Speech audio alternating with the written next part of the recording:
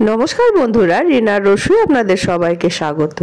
आज के आबार आपनादेर सामने हाजिर हलाम नतून एकटा रेसिपि निये सोया चिली।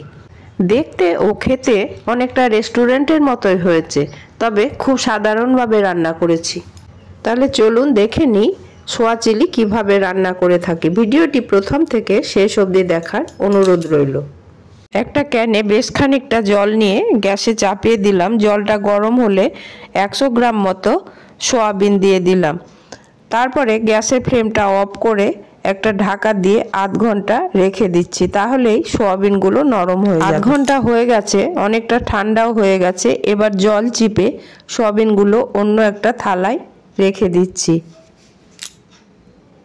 সয়াবিনগুলো থেকে জল ছাকা হয়ে গেছে। এবারে এই সয়াবিনের মধ্যে আমি দিয়ে দিচ্ছি আদা রসুন ও কাঁচা লঙ্কা বাটা, আর দিচ্ছি হাফ চামচ লবণ, 1 চামচ সয়া সস, 1 চামচ চিলি সস, 1 চামচ মতো টমেটো সস।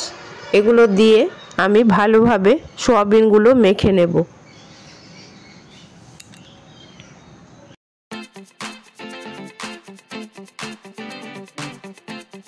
এবারে আমি দিচ্ছি বাইন্ডিং এর জন্য 1 চামচ অ্যারারুট। অ্যারারুটটাকে আমি সয়াবিনের সাথে ভালোভাবে মিশিয়ে নিচ্ছি, তারপর সয়াবিনগুলো ভেজে নেব।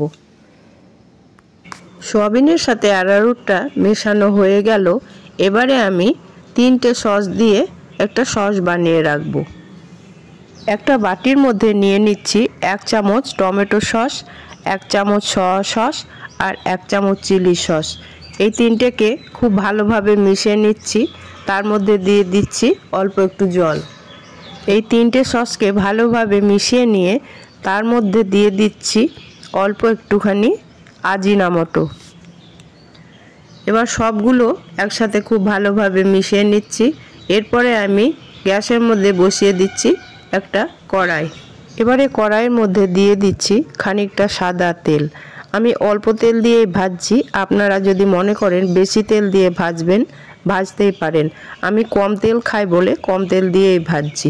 এবারে সয়াবিনগুলোকে খুব ভালোভাবে ভেজে নিতে হবে।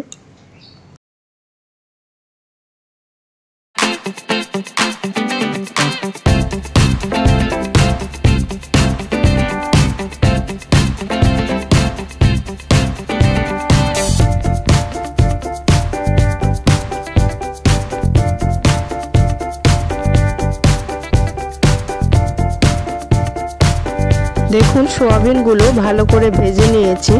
এবারে অন্য একটা পাত্রে তুলে রেখে দিচ্ছি। সব সয়াবিনগুলো তুলে নিয়েছি। এবারে ওই কড়াইয়ের মধ্যে আরও খানিকটা সাদা তেল দিয়ে দিচ্ছি। রান্নাটা আমি সাদা তেল দিয়েই করব। তেলটা গরম হলে তার মধ্যে আমি দিয়ে দিচ্ছি কুচানো রসুন, কাঁচা লঙ্কা আর আদা। এগুলোকে 1 থেকে 1.5 মিনিট একটু নাড়াচাড়া করে তার মধ্যে আমি দিয়ে দেব ডুমু ডুমু করে কেটে রাখা পেঁয়াজগুলো, আর দিয়ে দিচ্ছি পেঁয়াজ কলি। পেঁয়াজ কলিগুলো একটু নাড়াচাড়া করে তার মধ্যে দিয়ে দেব ক্যাপসিকাম। আমার কাছে হলুদ বা লাল কোনো ক্যাপসিকাম নেই, সবুজই আছে।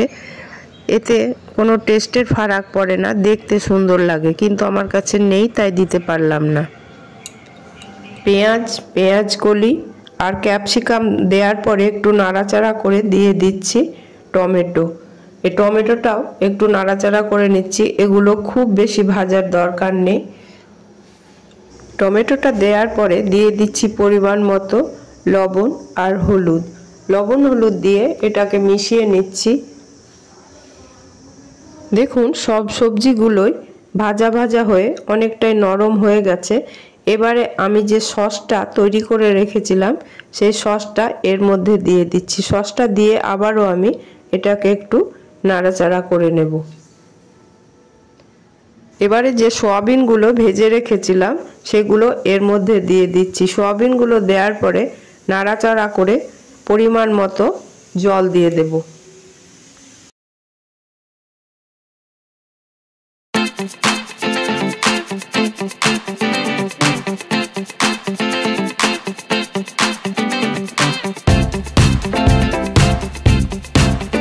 পরিমাণ মতো জল দেওয়ার পরে গ্যাসটাকে মিডিয়াম আঁচে রেখে ঢাকা চাপা দিয়ে 5-6 মিনিট রান্না হতে দেব, তাহলেই সয়াবিনগুলো ও সবজিগুলো নরম হয়ে যাবে।